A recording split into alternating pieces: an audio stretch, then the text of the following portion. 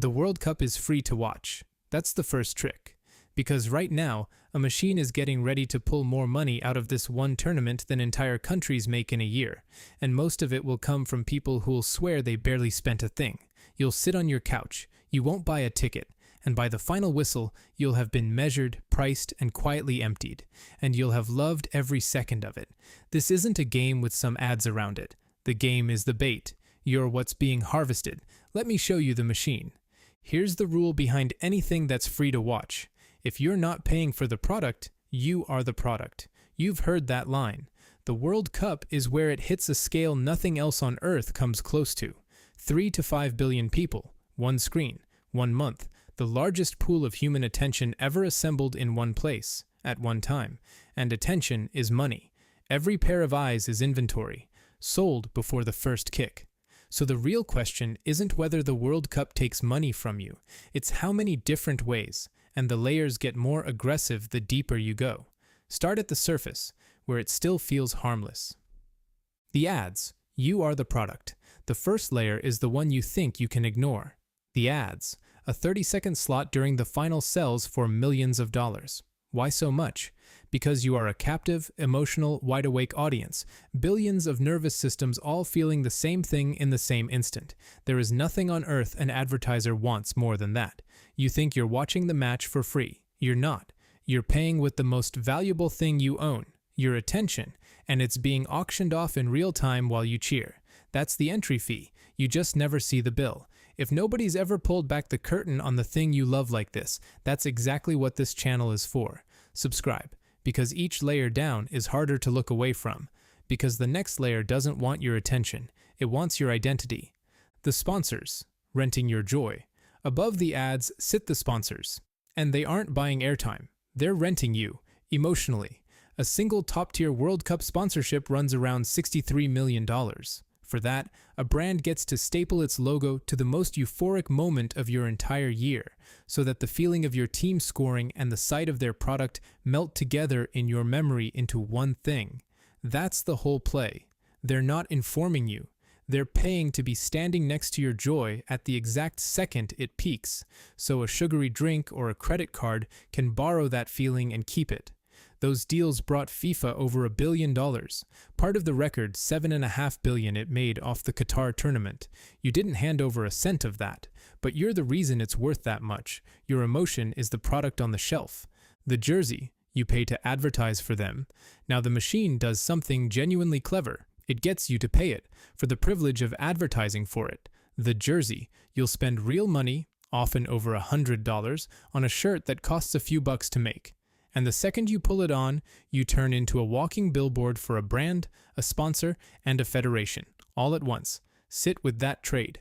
You pay them. Then you do their marketing, for free, on your own body, in public. And it works because the shirt isn't fabric, it's belonging. It says, I'm one of us. The machine learned long ago that people will pay almost anything to feel part of something bigger, and then wear the receipt with pride. But belonging is also the bait for the real trap, because once you'll pay just to belong, it can charge you whatever it likes to actually be in the room. The tickets, surge pricing your desire. Which brings us to tickets, and this is where you can watch the machine actually think. For 2026, FIFA didn't set ticket prices. It set a predator loose. They use dynamic pricing now, the same system airlines use, where the price moves in real time based on how badly people want in.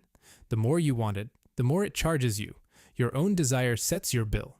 Group stage seats opened around $60. The final? It climbed past $6,000, some seats listed near $11,000. For comparison, a ticket to the 1994 World Cup topped out around $475. That's not inflation, that's a machine watching demand spike and squeezing in the same heartbeat. It got aggressive enough that attorneys general across multiple US states opened an investigation into FIFA for manufacturing fake scarcity and manipulating the prices. When the government has to step in to protect people from how a soccer ticket is priced, you are not the fan anymore. You're the resource being mined, and we still haven't reached the layer that's actually built to hurt you. The betting, engineered to addict, because the most profitable layer of the World Cup isn't tickets or shirts or sponsors, it's the gambling. This tournament is projected to be the single biggest betting event in human history, somewhere around $50 billion wagered.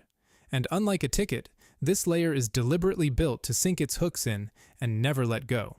Betting apps aren't designed like stores. They're designed like slot machines. Same psychology. Small wins dripped out at random to keep you tapping. Near misses engineered to feel like almost the constant whisper that the next one is the one. It's built to make you feel like you're using skill, reading the game, in control, while the math quietly guarantees that, over time, the house takes everything. And the World Cup is the perfect delivery system, because you already care. You already have a team, an opinion, a gut feeling about who wins. The bet doesn't create the emotion. It just bolts a meter onto it and starts charging by the minute. That's the genius and the cruelty of it. Every other layer takes your money once. This one is designed to take it again and again, and to teach your brain to come back asking for more. So step back and look at the whole thing at once.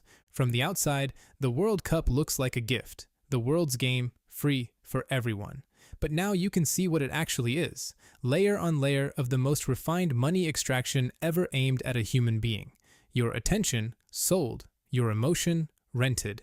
Your body, turned into advertising. Your desire, surge-priced. And your love of the game, fed into a machine built to bet it away. You were never the audience. The match was the bait. You are the harvest. And here's the part that matters. None of this means you have to stop loving it. The machine only works while it's invisible.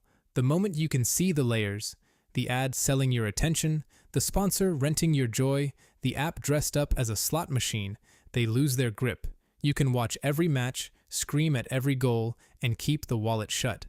The game was always worth loving. It was just never free. Now you know exactly what it costs, and you get to decide what you actually pay. So be honest, down in the comments, what's the most you've ever spent during a World Cup you swore you were watching for free? A jersey, a bet, a night out, a ticket?